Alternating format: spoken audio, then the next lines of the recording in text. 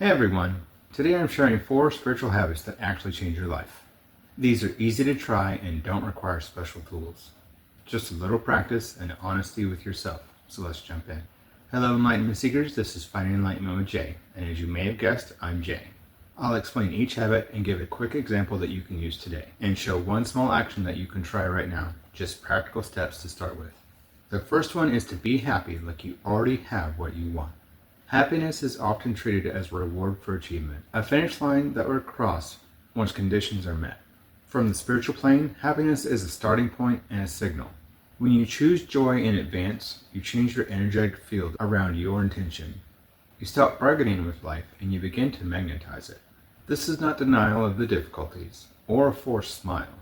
It is a deliberate cultivation of inner abundance that refuses to be hostage to circumstances. In practice, this means practicing gratitude for what is not yet visible. Each morning, try naming what you would feel whenever your desires are already met.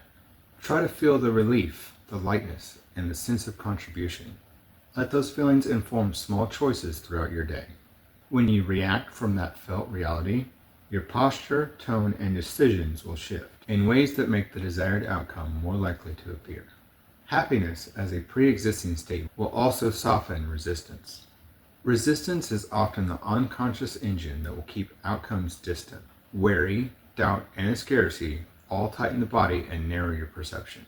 By intentionally relaxing into joy, you loosen that grip. The mind will become more creative, relationships will open, and opportunities easier to recognize. And finally, embodying happiness rewrites your story about worthiness. If you wait to be happy until after success, you will equate value with external validation. Choosing happiness now will affirm that you are already enough, and that affirmation will become fertile soil from which real change will grow. The second tool is acting from certainty. Certainty is not arrogance. It is a steady inner knowing that guides action without needing constant reassurance. From the spiritual plane, certainty is a frequency you can tune into. It's an alignment between intention and identity. When you act from certainty, your behavior matches the reality you intend to create, and that incongruence can accelerate your manifestation. Begin by clarifying what certainty feels like for you. It is a calm confidence, not frantic striving. Make decisions as if the outcome is inevitable. Speak, move, and allocate resources in ways that reflect the future that you are choosing. This does not mean ignoring evidence or refusing to adapt. It means refusing to be paralyzed by doubt while you gather more data. Certainty also changes how you handle setbacks. When you act from a place of inner assurance, obstacles become information rather than verdicts. You start to pivot with curiosity rather than panic, and you will learn to persist with a steadier heart. The spiritual plane teaches that persistence rooted in certainty is different from stubbornness. It is intelligent, responsive, and patient. Finally, acting from certainty invites others to trust you. People will sense the alignment between your words and your presence. When your actions are consistent with a clear inner conviction, you will attract collaborators, mentors, and allies who resonate with that frequency. Certainty, in a way, becomes contagious. The third step is to trust the unseen. Trusting the unseen is a spiritual muscle that allows faith to become more practical. The unseen includes forces, timing, and connections that are not yet visible, but are also working on your behalf. To trust the unseen is to acknowledge that reality is larger than your immediate perception and to cooperate with processes that you cannot fully map. Try to cultivate trust by practicing small acts of surrender. Try delegating a minor task or letting go of a rigid plan. Or you can try letting an outcome unfold instead of micromanaging every step. Each small surrender builds evidence that the unseen can and does support you.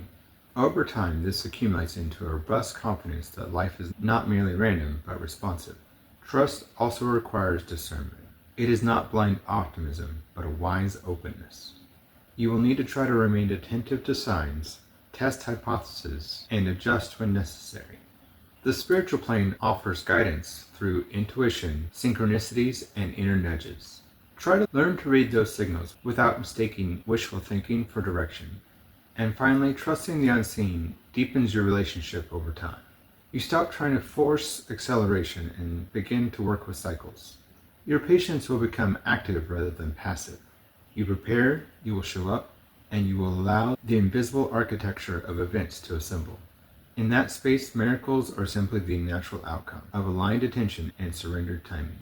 The final step is you don't need to wait, just embody your new self. Waiting is a passive posture that keeps you tethered to who you were rather than who you are becoming. The spiritual plane insists on being immediate.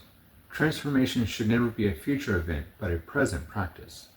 To embody your new self is to live now as the person you intend to be, in your thoughts, speech, and in deeds. Start by identifying the smallest, most authentic expression of that future self. How does that future self speak? How they manage time, money, and relationships? What boundaries does that person hold? Begin to practice those behaviors now in modest and repeatable ways. And over time, the repetition will rewire your identity. Over time, your body and mind will accept the new pattern as normal. Embodiment also means aligning your environment with your inner shift. You'll need to start by changing one visible thing that signals your new identity. This could be a workspace arrangement, a wardrobe choice, or possibly even a daily ritual. These external cues can reinforce internal change and make it easier to sustain new habits.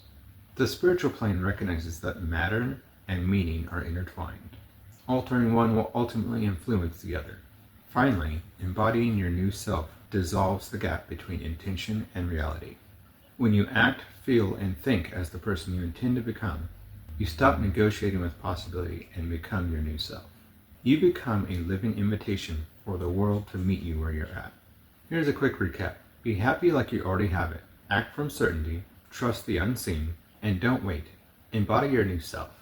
Start with one tiny experiment, 60 seconds of embodying your future self, one confident decision, one small surrender, and 5 minutes of your new habit. That's it.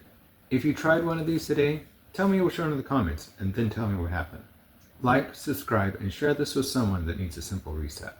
Namaste, and let's keep finding enlightenment together.